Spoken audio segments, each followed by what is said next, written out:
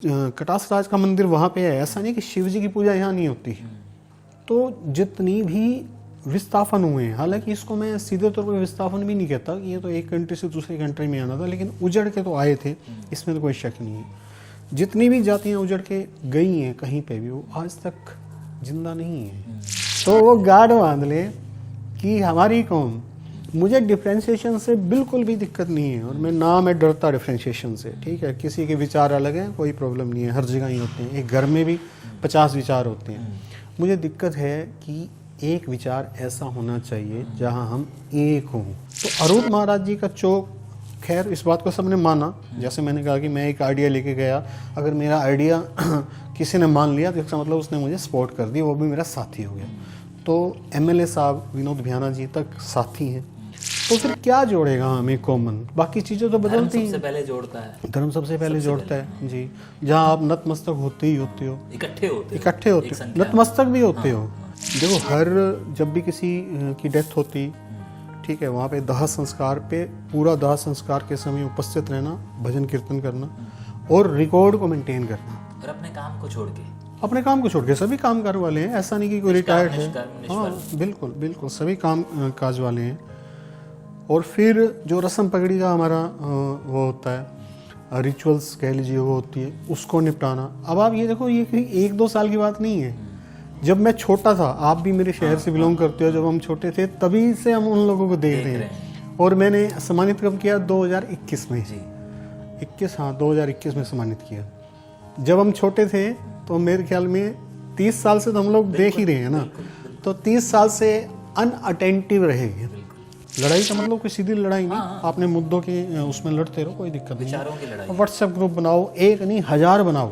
अगर 1000 बने हुए तो 10,000 बनाओ, 10,000 में अलग अलग बातें करो, कोई प्रॉब्लम नहीं है। लेकिन साल में कम से कम 1 या 2 दिन ऐसे रखो जब आप सभी लोग एक जगह पे इकट्ठे हो सकें।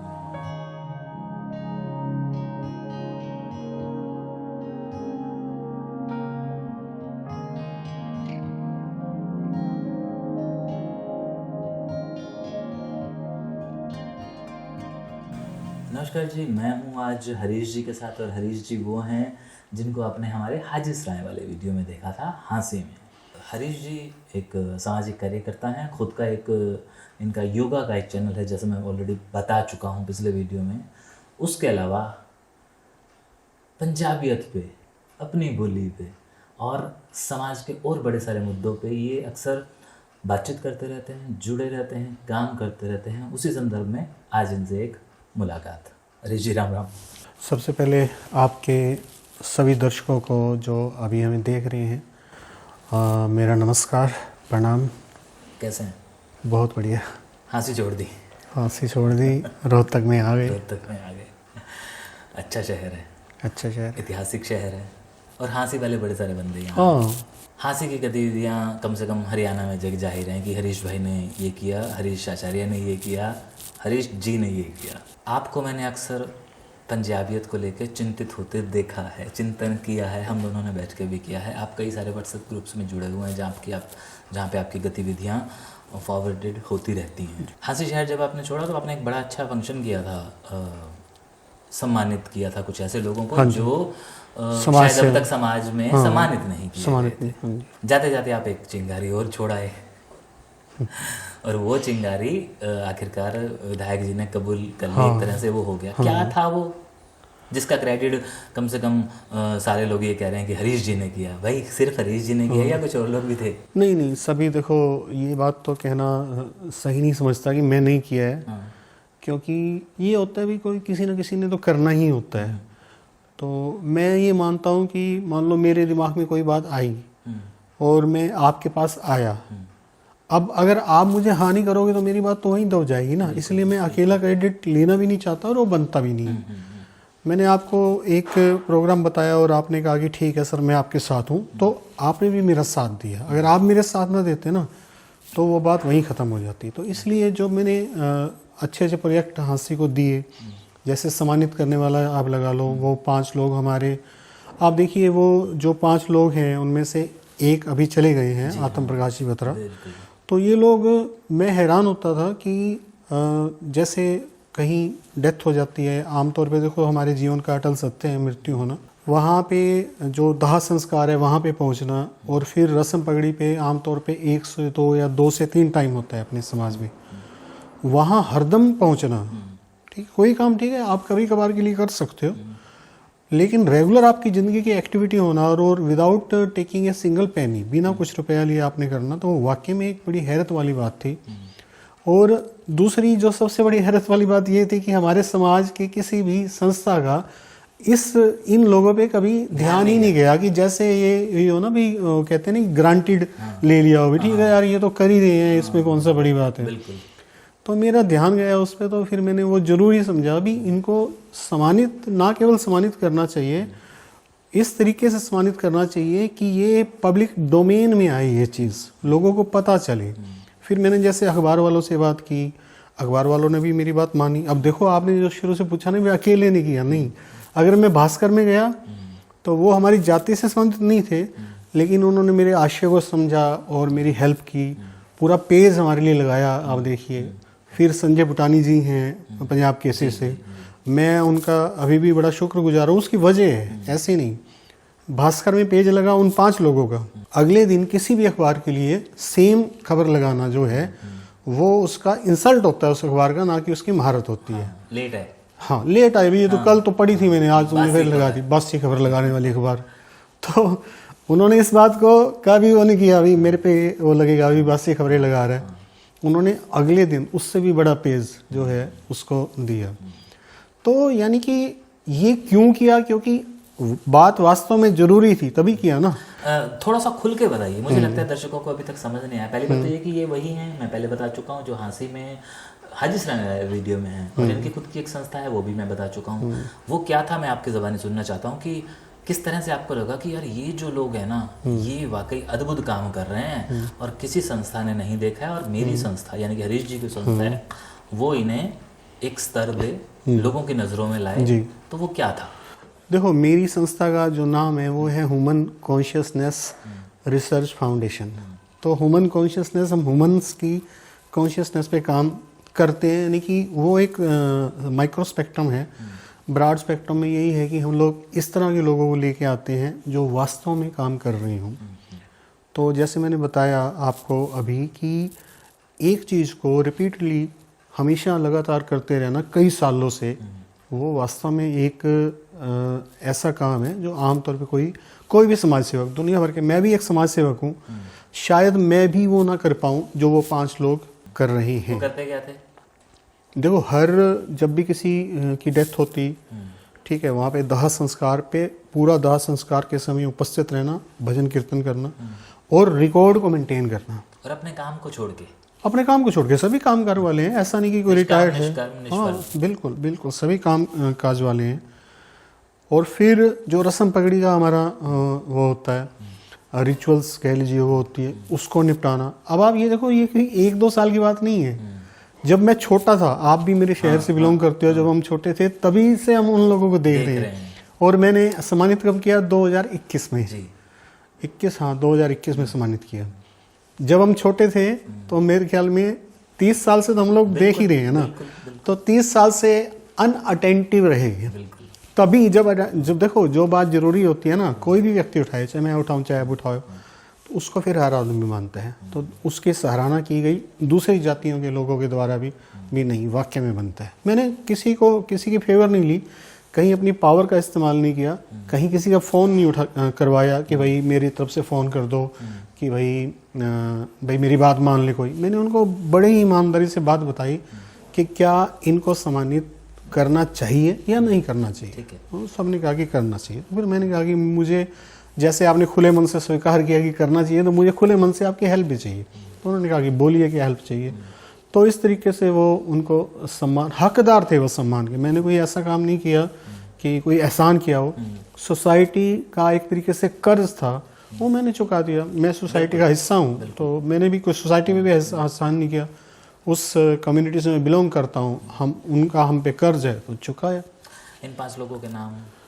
ये 5 लोग, आत्म प्रकाश बत्रा जी इस दुनिया को छोड़ चुके हैं, अभी रिसेंटली उनका देहांत हो गया था। सतीश कालड़ा जी, जुगल किशोर जी, राजकुमार टकराल जी और हरिंदर नांगरे जी, ठीक है। ये 5 लोग हैं।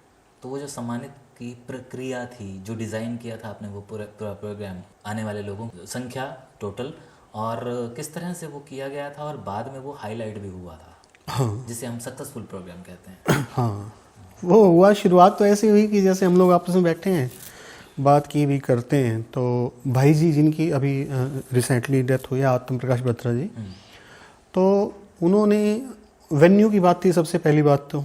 हर संस्था ये सोचती है कि भाई कम से कम किसी से पैसा ना मांगना पड़े। मेरा अपना मानना है कि अगर मैं कम पैसे में कोई अच्छी चीज़ कर सकता हूँ तो वो मुझे वो करनी चाहिए, बजाय क्यों फालतू में खर्चा किया जाए।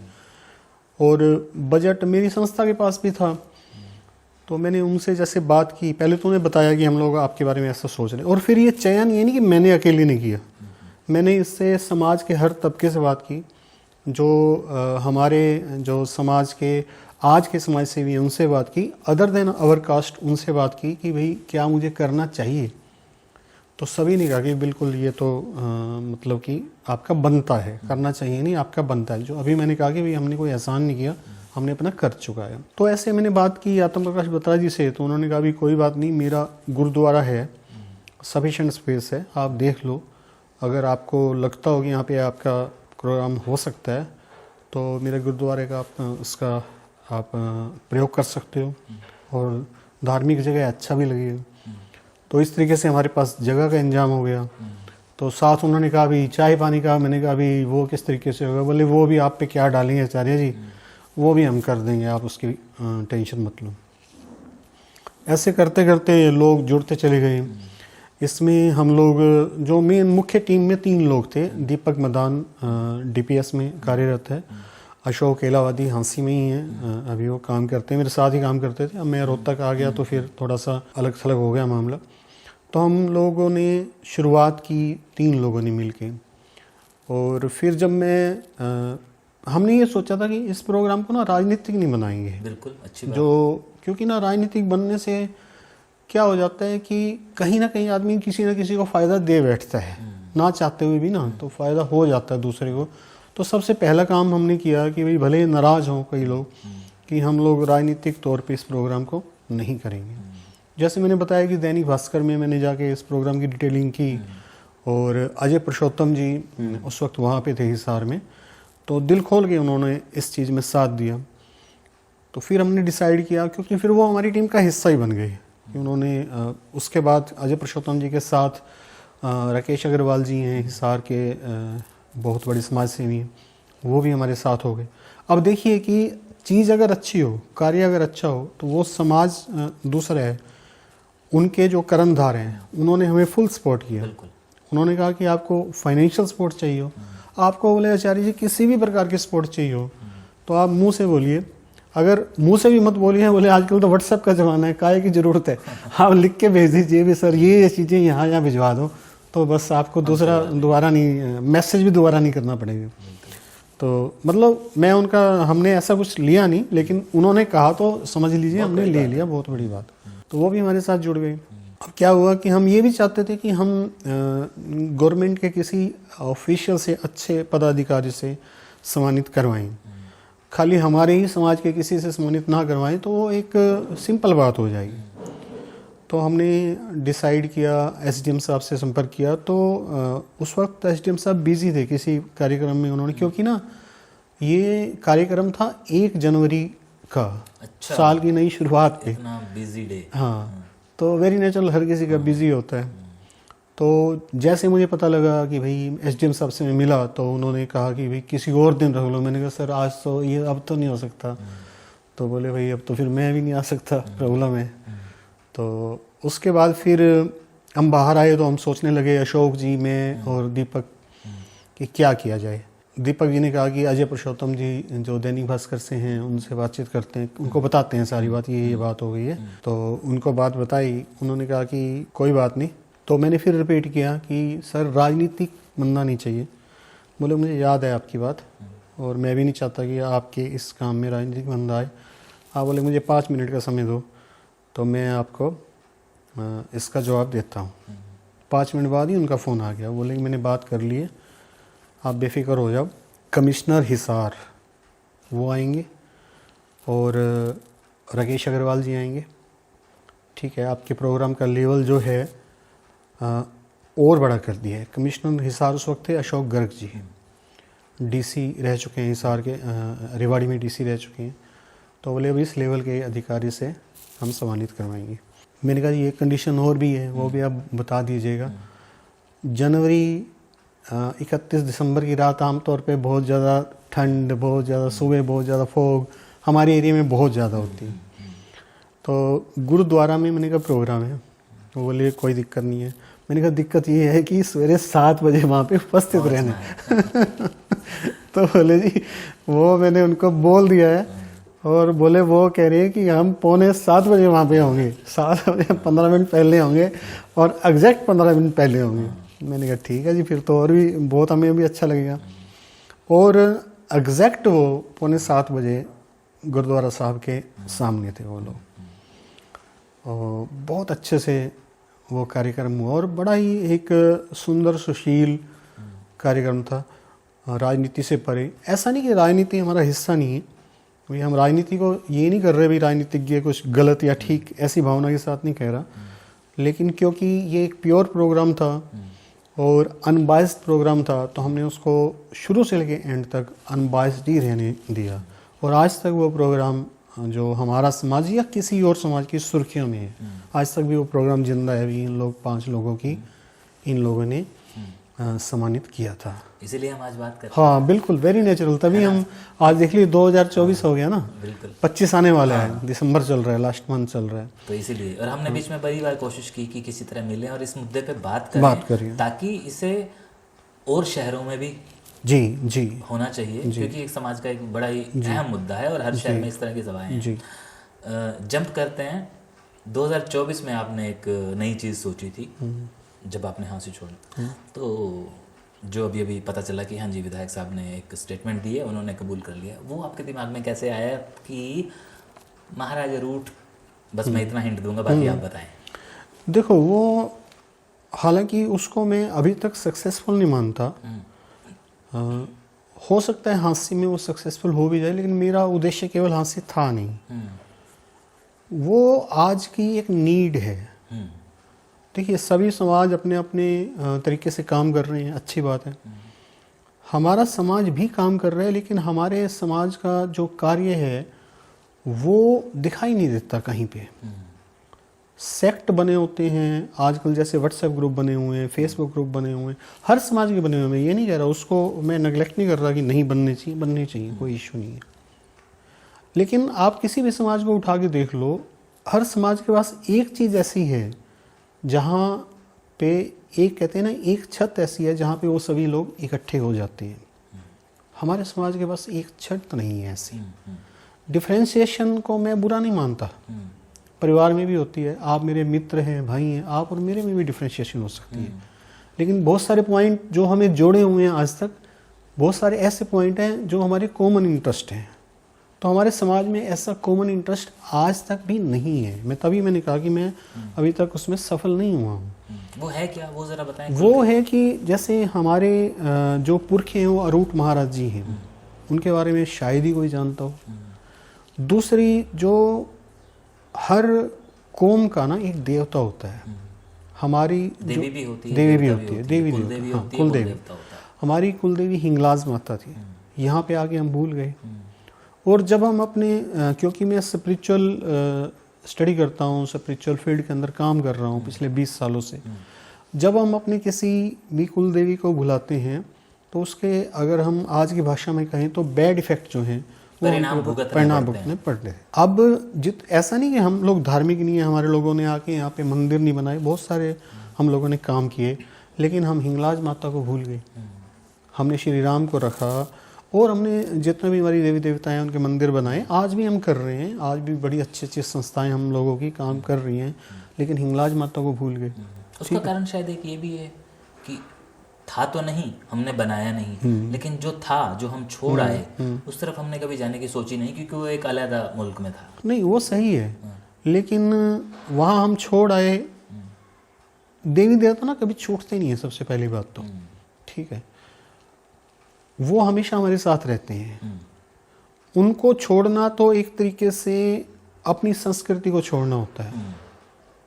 बाकी चीज़ों को छोड़ना भूलना वाजिब था और वो समय अनुसार करना भी चाहिए था, लेकिन अपने देवी देवता को भूल क्या होता है ना, जैसे मैंने आपको बताया कि हमारे पास कुछ मुद्दे ऐसे होते हैं जिन पे हम एक साथ हो सकते हैं। अगर हम हिंगलाज माता को ना छोड़ते तो एक मुद्दा हमारे पास होता जिस मंदिर में हम जाके एक साथ हो जाते हैं। एक साथ हो अगर हम सकते एक साथ भी एक काम ये भी करते हैं ना, मान लो हम लोग हाँसी में आ गए, आप भी चलो हाँसी में आए थे, बहुत सारे लोग कुरुक्षेत्र में, ग्वालियर में, थ्रू आउट द इंडिया अलग अलग पार्ट में चले गए।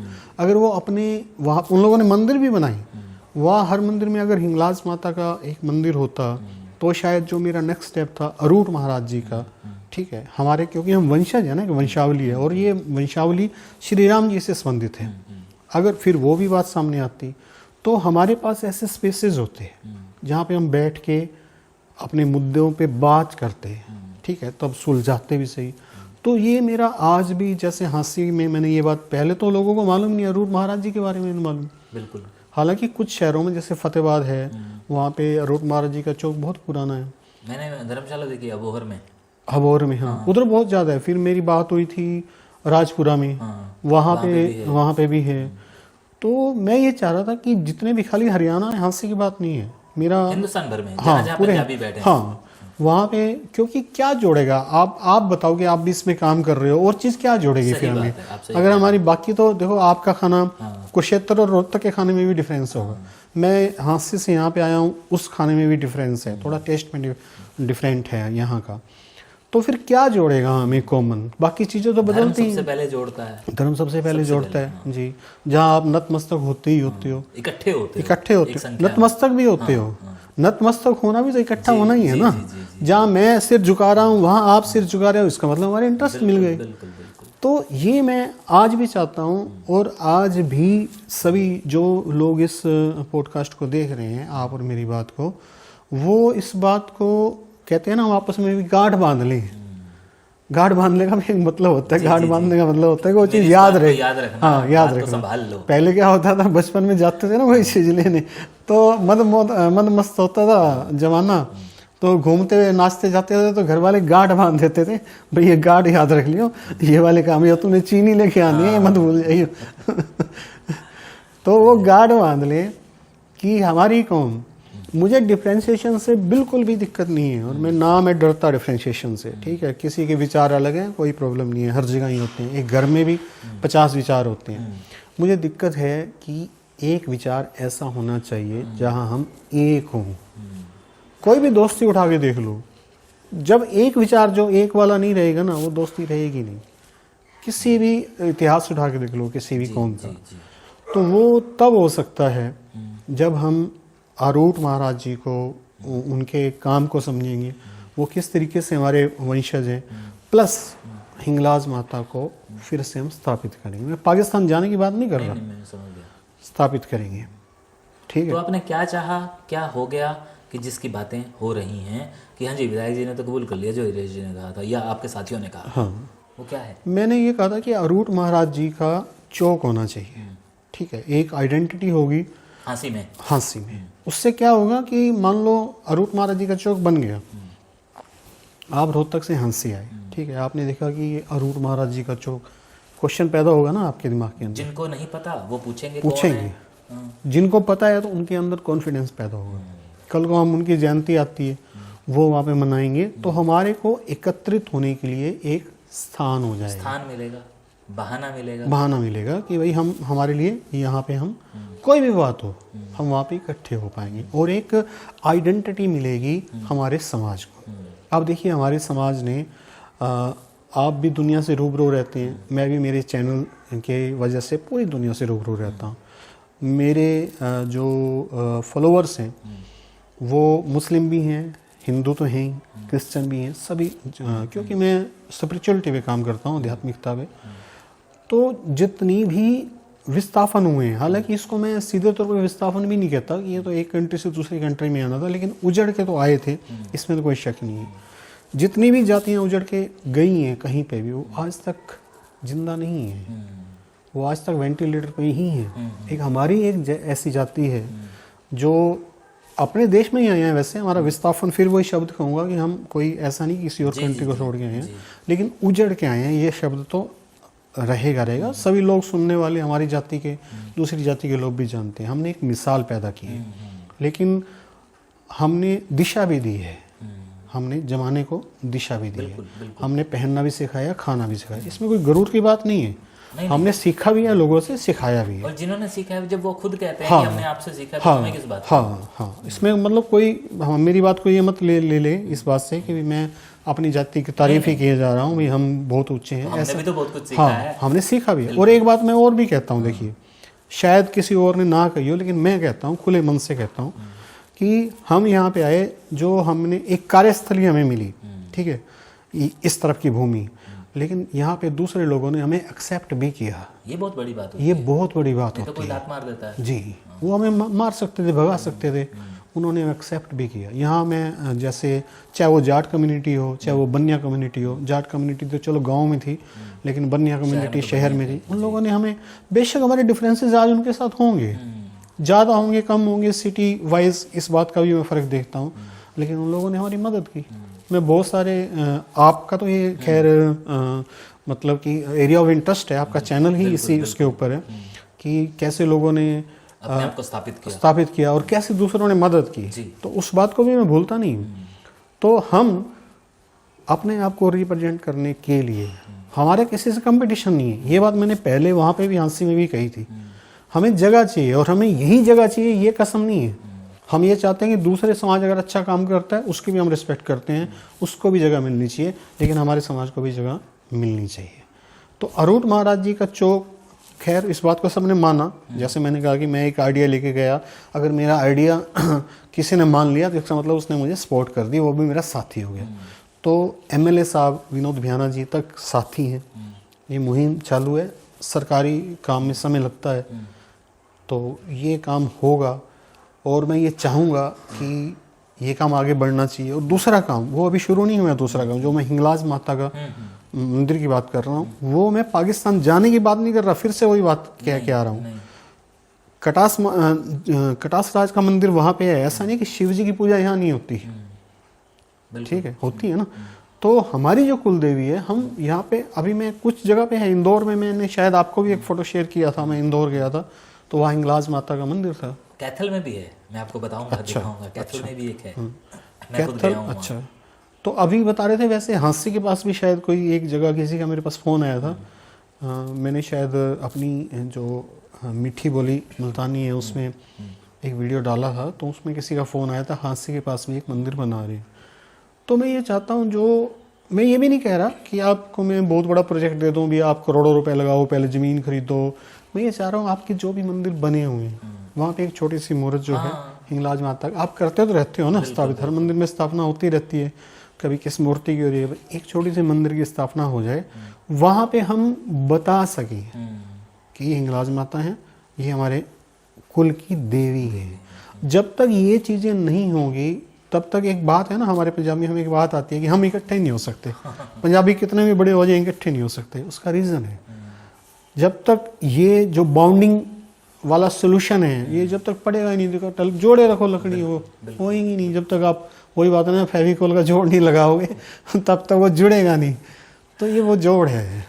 इतनी देर से ये लोग हमें देख रहे हैं, इनके दिमाग में ये, और शायद कुछ लोगों ने लिख भी दिया हो वीडियो देखते देखते कमेंट में कि गल्ला दा है पंजाबी दी करेंदे पैन, गल सारी हिंदी च करेंदे पैन। इसका जवाब मैं आपसे लेना चाहूँगा। देखिए, ये बात कई बार आती है, मेरे सामने भी आती है कि भाई आप पंजाबियत की बात करते हो और बोलते हो हिंदी में बोलते हो, तो पंजाबियत की बात शुरू कहाँ हुई? वो तार्किक तौर पे वो बात सही है, हो सकती है, लेकिन हम अपनी बात जो है पूरे समाज के सामने रखना चाहते हैं, स्पष्ट रूप से रखना चाहते हैं। पूरा समाज मतलब 36 बिरादरी। 36 बिरादरी जी।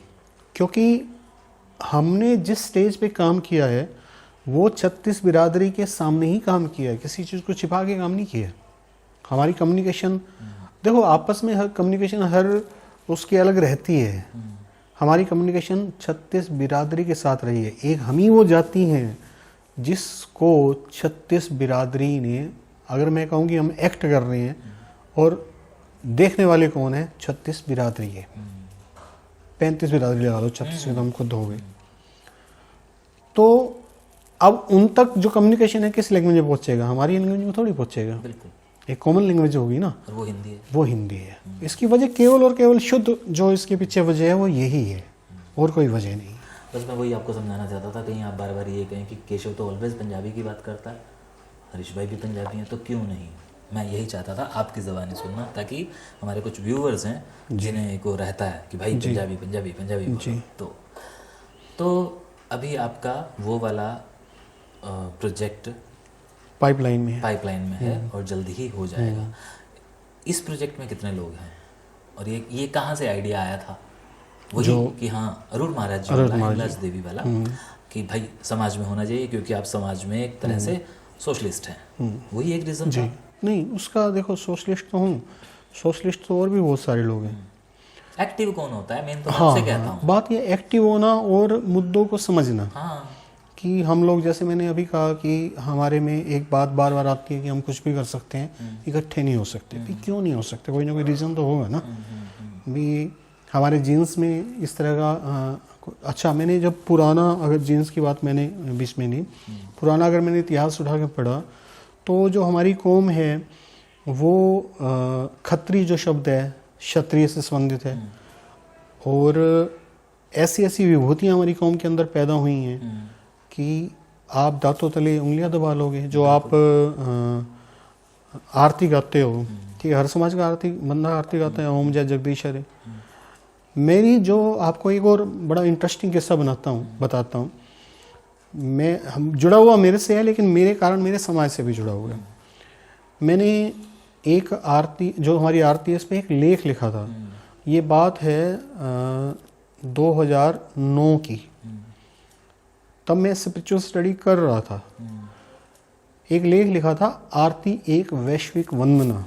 अच्छा, वैश्विक वंदना मैंने क्यों लिखी थी कि इस आरती के अंदर हमारे किसी देवी देवता का जिक्र नहीं है। हाँ, ठीक है, आप ध्यान से देखोगे ना। हाँ, तुम हो एक अगोचर सबके प्राणपति, कौन से देवी देवता का नाम लिया? जिसको आप मानते हो, तुम हो एक अगोचर। आप इसमें आध्यात्मिकता है, कोई भी ऐसी लाइन नहीं है। हाँ, लास्ट वाली लाइन में ये जो जोड़ देते हैं हर व्यक्ति अपने हिसाब से, श्याम सुंदर की आरती, जो वो लास्ट की लाइन है, वो जिन्होंने लिखी है पंडित श्रद्धानंद फिलोरी जी ने, उन्होंने वो लास्ट वाली लाइन ही लिखी। तो मैंने उसके एक एक शब्द को लेके एक लेख लिखा था। अभी ये एक वैश्विक वंदना है, एक वैश्विक आरती है। वैश्विक आरती वो होती है जो किसी भी धर्म का, किसी भी रेस का व्यक्ति ईश्वर के प्रति गा सके। ये मेरा लेख पढ़ा एक संत ने बिहार स्कूल ऑफ योगा से, उनका मेरे पास फ़ोन आया कि भाई ये आपने कैसे लिख दी इतनी बड़ी बात। मैंने कहा जी है नहीं ये बात। बोला है, तभी तो फ़ोन कर रहा हूँ, ये तो फ़ोन ही क्यों करता। तो उन्होंने मुझे कहा कि आप ये काम करते रहिएगा, बहुत अच्छा लिखा आपने। और वास्तव में बोला ये आरती वैश्विक वंदना है। लिखी किसने? फिलोरी साहब ने। फिलोरी साहब ने। कौन है फिलोरी साहब? मतलब ऐसी पंडित पंजाबी, हाँ पंजाब के पंडित है। हाँ, मतलब ऐसी ऐसी विभूतियाँ पैदा हुई हैं। तो यानी कि जब ऐसी ऐसी विभूतियाँ हमारे पास हैं तो क्यों नहीं जुड़ सकते भाई? जोड़ने वाले संयोजक तो इतने बड़े बड़े हैं आपके पास, जोड़ आप सक नहीं रहे। तो मैंने फाइंड आउट किया कि भाई क्या क्या कमी है हमारे अंदर। मैंने यही देखा कि हमारे पास कोई एक सिंगल मुद्दा नहीं है जिस पे हर बंदा कहे कि हाँ इस मुद्दे पे मैं साथ हूँ। सही बात है। तो इसलिए मैंने सिंगल मुद्दे की फाइंड आउट किया क्या हो सकता है सिंगल मुद्दा। आमतौर पर तो ये होगा, अभी जैसे अभी आप बता रहे थे भी अपनी भाषा में बात करो, तो सिंगल मुद्दा कैसे हो जाएगा? अपनी भाषा में बात करो, सिंगल मुद्दा नहीं है, उसमें बहुत सारी भ्रांतियाँ हैं। तो सिंगल मुद्दा जिस पे दूसरे लोगों ने अपनाया हुआ है, उसमें एक ऐसी पर्सनैलिटी थी जिसके आगे कोई पर्टिकुलर जाति नतमस्तक भी होती है। हर जगह सिंगल मुद्दा आप उठा के देख लीजिए। मेरे को ये लगता है कि हरीश भाई, मुद्दा जो होता है ना वो सिंगल होता ही नहीं, किसी अकेले का नहीं होता। हाँ, अकेले का नहीं होता। नहीं, वो सही है। अब आप अग्रवाल समाज को ले लीजिए, महाराज अग्रसेन जी को ले लिए। अब अग्रसेन जी की कोई बात करेगा, महाराज अग्रसेन जी की, तो कोई भी उस कम्युनिटी का बंदा नकार नहीं सकता, नहीं कर सकता। ऐसे ही अरूट महाराज जी ने ऐसे काम किए जिनको हम भूले हुए हैं, लेकिन पहले तो बताना पड़ेगा ना। अग्रवाल समाज में ने भी यही किया, अपने बच्चों को वो वहाँ पे प्रोग्राम करते हैं, ठीक है, वो युवक युवती सम्मेलन भी करते हैं, ठीक है। इतना बड़ा एग्जाम्पल हरियाणा वालों के सामने अग्रोहा खड़ा है। हाँ, अग्रोहा धाम के नाम हाँ, से, अग्रवाल धाम के जो नाम से। अग्रोहा धाम बन गया। हाँ जी। कितना बड़ा एग्जाम्पल। तो ये एक ऐसा मुद्दा है, अगर हम इस पे काम करें, आप डिफरेंट लड़ते रहो, कोई समस्या नहीं है। लड़ाई का मतलब कोई सीधी लड़ाई नहीं, आपने मुद्दों के उसमें लड़ते रहो, कोई दिक्कत नहीं। विचारों की लड़ाई। व्हाट्सएप ग्रुप बनाओ, एक नहीं 1000 बनाओ, अगर 1000 बने हुए तो 10,000 बनाओ, 10,000 में अलग अलग बातें करो, कोई प्रॉब्लम नहीं है। लेकिन साल में कम से कम 1 या 2 दिन ऐसे रखो जब आप सभी लोग एक जगह पे इकट्ठे हो सकें। वैसे तो कोई मिलेगा नहीं, अगर 10,000 ग्रुप हैं तो कैसे बात बनेगी, मिल ही नहीं सकते। बिल्कुल। जब तक मुद्दा एक नहीं आएगा तब तक मिल ही नहीं सकते। तो ये उसके पीछे उद्देश्य था, क्योंकि जब तक उद्देश्य आध्यात्मिक नहीं होगा ना, ये आध्यात्मिक उद्देश्य ही है कि किसी एक मुद्दे पे हम सबको लेके आए। हम अपने बंदों को ही बोले हुए हैं। मेरे ख्याल में मुश्किल से चंद पंजाबियों को पता होगा कि पंडित शरदानंद फिलोरी, जिनके द्वारा लिखी हुई आरती पूरे विश्व में गाई जाती है। ये तो चलो मेरा पर्सनल लेख है कि वैश्विक वंदना, कोई माने ना माने उसके ऊपर है, जबकि है वो वैश्विक वंदना ही, तो पूरे वर्ल्ड के अंदर गाई जाती है। जहाँ पे भी आरती गाई जाती है, जहाँ पे हिंदू लोग रहते हैं, आजकल मेरे ख्याल में संसार का ऐसा, भले ही मुश्किल से कोई ऐसा देश हो जहाँ हिंदू न रहते हो, और उनके घर में जब भी आरती गाई जाती है तो ओम जय जगदीश हरे ही गाई जाती है। उसको लिखने वाला वो एक हमारा खत्री पंजाबी था, पंडित था जी। बिल्कुल। 2025 आ रहा है, 15 दिन बाद आ ही जाएगा। आप जो कर रहे हैं अपने लिए, अपने परिवार के लिए, वो तो खैर सारी जिंदगी चलता रहेगा। सही है। आपके पाइपलाइन में कमिंग प्रोजेक्ट कौन से हैं जो आप समाज के साथ, समाज के लिए, समाज को बताना चाहते हैं कि ये हमें करने चाहिए, ये हमारे लिए ज़रूरी हैं, वैसे जैसे आप पहले कर चुके हैं? कमिंग तो यही है, जो मैंने बताया कि मैं आरूढ़ महाराज जी को संज्ञान में लेके आना चाहता हूँ, प्रकाश में लेके आना चाहता हूँ, और हिंगलाज माता जी के नए मंदिर, जैसे मैंने बताया ना, उस पर मेरा कोई ज़्यादा वो नहीं है, क्योंकि वो फिर बड़ा लंबा प्रोजेक्ट हो जाएगा। वो तो ये बात हो जाएगी कि ना नोमन थे लोग आराधिका ना चाहिए, तो मैं उसको भी नहीं छेड़ना चाहता। मैं ये नहीं चाह रहा कि अभी कोई आप बहुत बड़ा मंदिर बना दो मेरे कहने से, या मैं 50-100 लोगों से पैसा इकट्ठा करके मंदिर बनाना शुरू कर दूँ, ये नहीं चाहता मैं। एग्जिस्टिंग एक मूर्ति पे कितना पैसा लग जाएगा आप बताएं। मान लो हम स्थापना ना भी करें, खाली सिंपल स्थापना करते हैं, कितने 20,000 30,000, बिल्कुल ठीक है। अगर हम मान लो वहाँ के किसी लोकल कम्युनिटी में मंदिर है, वहाँ पे मूर्ति स्थापित करते हैं और वहाँ पे कोई भंडारा भी कर देते हैं, तो क्या 60-70 हज़ार रुपये खर्चा हो जाएगा। एक एग्जिस्टिंग टेम्पल के लिए, मंदिर की मैनेजमेंट के लिए ये कोई बहुत बड़ा खर्चा नहीं है। तो मेरा प्रोजेक्ट ये है कि महल्ले वाइज या जहाँ जहाँ हमारे मंदिर हैं वहाँ हिंगलाज माता जी को पहले लेके आना, क्योंकि जब हमारा एक मुद्दा आएगा तब वहाँ पे आने वाले कम्युनिटी के बच्चे बड़े मंदिर से जुड़े होते हैं, पूछेंगे, तब ये दूसरा मुद्दा आएगा आरूढ़ महाराज जी का, तो तब हम एक होंगे।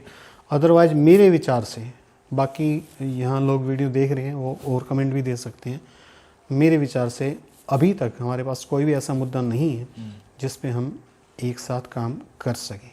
केवल एक ही मुद्दा है, उसी पे ही मेरा आने वाले जितने भी प्रोजेक्ट होंगे, ख़ास तौर पे मेरी अपनी जाति को लेके। बाकी मेरी जो संस्था है वो खाली हमारी जाति के लिए विशेष रूप से काम नहीं करती, उसके लिए तो सभी जातियां समान हैं। ये तो चलो 1-2 प्रोजेक्ट हैं, बाकी दूसरे प्रोजेक्ट मेरे बहुत सारे हैं जो मैंने दूसरी जातियों के लिए किए।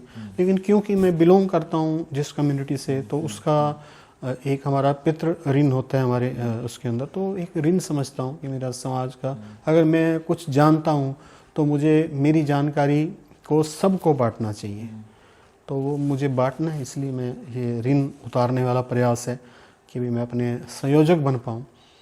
हालांकि साथ मिल रहा है, सभी का साथ भी मिल रहा है।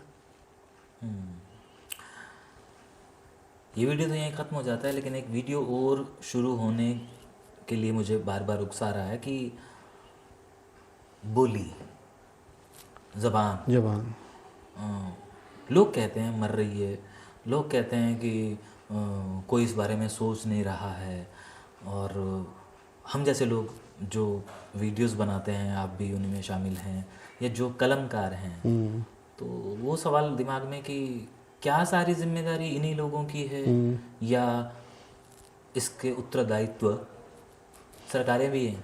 तो इस पे हम लोग क्या बात कर सकते हैं? बिल्कुल कर सकते हैं। तो जनाब जी, अगला वीडियो हमारा ये वाला आने वाला है। शुक्रिया।